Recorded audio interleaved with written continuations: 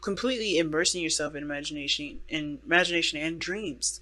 Not really being too logical about this process. What brought you all together was Scorpionic energy already. Death coming up. A lot of moving on, leaving something behind, and embracing something new.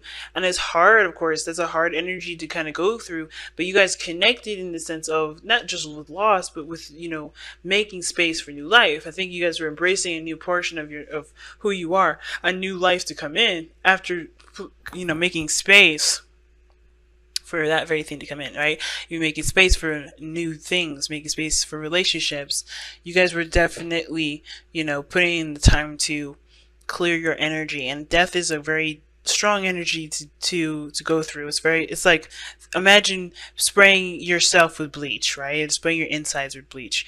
And I hate to use it like that, but it's so simplistic, and it's not. It's so much more than that. But that's pretty much what you're doing. You're clearing the area so that way you can have something new come in, so you can create something new. So you can have the space to create something new. Now, we're going to look at the mindset first. So this indicates obviously the mindset of both parties going into this relationship, right? What do they think of this relationship? And you have the Page of Wands and the Five of Cups. Now, typically I read this side as you, Scorpio. But if this side doesn't resonate, feel free to go onto this side and have this be you if you want. But this is how I typically read it for my clients when they book a reading on my Instant Go page. Now, the mindset for this individual here is that this is definitely starting a new beginning, new passions, new venture, all of these things. And it may be small, nothing really serious, but they're going in a new direction. They're taking a step in a different area, right? They're not going to be doing they're not looking necessarily at the old, if that makes sense. I think that they are definitely excited, definitely thrilled. They see this as a new adventure all around. I think this person's definitely ready to start jumping into this. Now, with the other person here, you have the Five of Cups. So they're looking at what was lost, perhaps, in their past relationships. I think they are very much aware that this relationship is new, or the connection is still there between them and this relationship, them and this connection with this person, the soulmate. And it could indicate as well too that this individual, the Five of Cups, this could indicate too that this person hasn't gotten over the last relationship that they were in, and so they're the way they see this relationship is kind of like, it's almost like it's hard to kind of get over the last or to move on from the last. They see this relationship as having to heal the old and embrace the new. Now, at the same time, if this is a pre-existing relationship already, with you and your soulmate, this could be that this person is still looking at the things that may not have gone right, that may be missing in the relationship, something that may have, some sort of opportunity that may have been missed. But the connection is still there, and I think they are aware of that in the back of their mind. They know that they're still in a relationship, but because of the loss, I think they feel like it's just so detrimental. Now, how they present themselves is the Hierophant. They show and present themselves as though they are committed to you and committed to the relationship. I think they're also changing a lot of their own belief systems, their own stances on things. Stepping outside the status quo a lot of the ways, and just doing their own thing. The Hierophant could be, I feel like it's conforming too, but here's the awesome part. The High Priestess and the Hierophant, they're a couple, actually. They're actually married couples. So when I see these two in a relationship, that talks about a divine connection. So your connection definitely shows of not divine purpose, but of divine energy, a divine vibration. There's some strong connection between you and this individual. And I think this person does really, they are committed to you. They are yours and you are theirs. I don't think this person thinks otherwise. I think this person just has a hard time, moving forward regarding everything that they have gone through. Obviously, what brought you two together was a loss, or was something that you had to, learn to forgive and to move on from, right? To completely, accept what has happened, and to accept as well that you are the creator of your future. So somebody may be looking at the past and thinking, wow, that's really devastating, and still in that space, but they are committed to you regardless. Now, you are committed too, I feel like, but the Nine of Wands is a special kind of committed. It's defensive, obviously, because of everything that you've gone through regarding, healing and making space. You had to kind of leave something old behind and embrace a new. And so I feel like with this Nine of Wands energy, yeah, you're not giving up, but your guard is very much up. You're very defensive here if this is you, Scorpio. And it's only because of everything that you had to release, everything that you've gone through. So it's not an easy energy. Like I said, death energy is not easy. Scorpionic energy is never easy. And it's because of Pluto. Like, Pluto is super, super intense, and that makes everything around Pluto extremely intense, right? And it's a literally purification process. You go through, it goes through a death process where it dies and it resurrects and it becomes something brand new. So I feel like this is for you guys. You guys are exhausted. You guys are tired, but you guys are not done fighting the good fight. You guys are still in this to win this.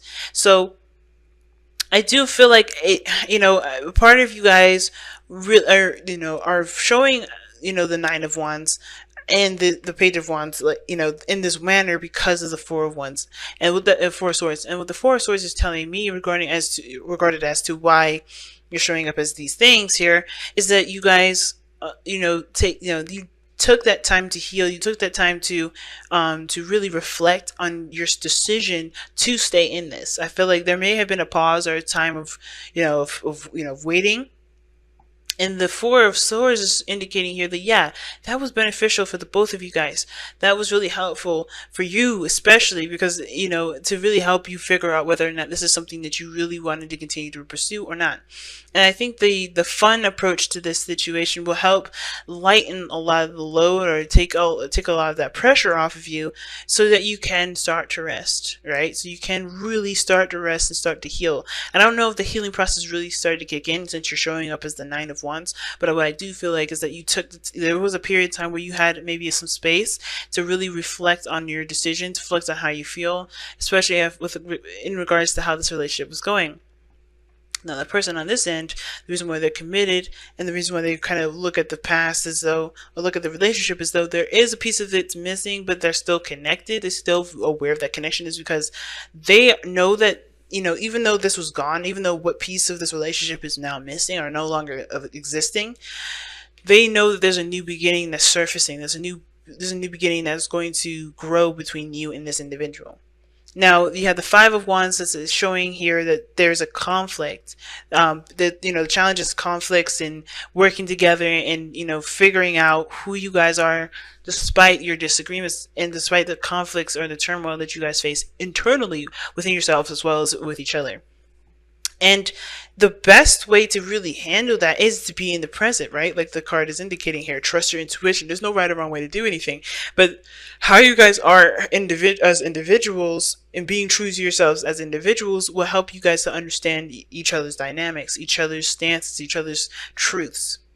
Because you guys have such a strong connection, like the High Priestess, the Hierophant is indicating to me right now, I feel like even though it's tough and it's intense, that the more you guys really work at fixing and solving problems together, the more and more stable you guys will be, and the better it will turn out. Right now, the Five of Wands is showing literally that there is a challenge dealing with turmoil, dealing with conflict, or disagreements, or things where you guys may have differences of opinion or differences of action, or maybe some things that you guys may do differently in regards to what you guys do physically or do period regarding any situation. Or ideas or whatever makes you guys happy. And I feel like the way that you guys should go about it is by being in the present at every moment, but being in the moment every step of the way. And I don't know if this person's seeing this as fun. I think this maybe is a change of pace, which can be exciting. But I think that ultimately this is definitely getting those passionate energies up, getting that fire going again. Especially if it's been dormant for some time and you guys be going through some really thick, tense energy. So intensity on top of intensity is like, woof. But I feel like that overcoming that challenge is going to make your relationship so much stronger. But it's going to require you guys both to pay attention and to recognize each other's individualities through this kind of conflict, if that makes sense. So let's go ahead and take a look at your Wisdom of the Oracle card. See what you guys got to wrap up the rest of this reading here. Round and round. That's the card that Libra got. All right, y'all getting some duplicate readings here, or duplicate cards. It's interesting. Everybody's kind of going through the same thing. And for a lot of you guys, it feels like you guys have been through this rodeo before. Like you've had this serious conflict, a sort of situation where you may be dealing with someone that may have differences of opinion, or maybe, feeling like there's something that could be better in the relationship. And you're kind of going through that intense period of change and transformation because somebody may be trying to change themselves too. But Round and Round talks about a period of time where things happen over and over again. And the purpose for them happening over and over again is because there is a lesson that needs to be integrated. There's some sort of spiritual growth message for you and the other person to obtain and to grasp. So I feel like with the Round and Round card, there is this. I think that the message is focusing on the present more so than anything, because the focus is about being present. You have a lot of cards that ask you to be in the moment. The Page of Wands doesn't look any farther than where he's standing. Yes, he's in an adventure, he's in his mind, but the thing is that he's not going out and he's not, dreaming up a whole lifetime of things. He's in the moment as he's, living his little life. And I think that's the thing, right? Being in the moment with your situation. There's no right or wrong way to handle it. There's no, way to kind of avoid a certain conflict, because ultimately everything's happening for a reason. Everything's happening to integrate some sort of, like I said, a lesson. So it is not because you're doing something bad, or if this is intense and it sucks, then it's not because you deserve it and you've been bad or something like that. Because a lot of good things happen to bad people all the time. A lot of bad things happen to good people too, right? Oh my gosh, hopefully I didn't. Okay. A lot of bad things happen to good people, but it's not because they deserve it. It's because there's something that they can get from this lesson that will benefit them and shoot them so much higher than they already are. Right?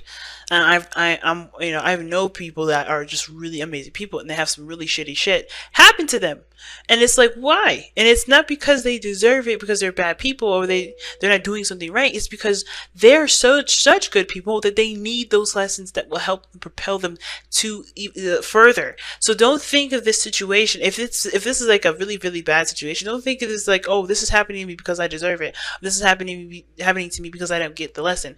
No, you're doing everything the way you're supposed to.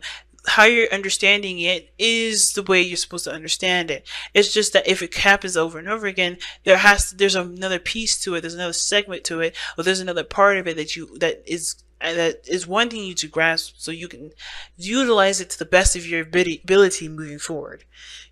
Death is about moving on from past disappointments and embracing the awareness of you being able to grow as a person, to be whoever you want to be, to have whatever you want to have, to love and to be free, and not to be bound by things that happened in the past that you can't get over. And I think this is a lot of with this person here.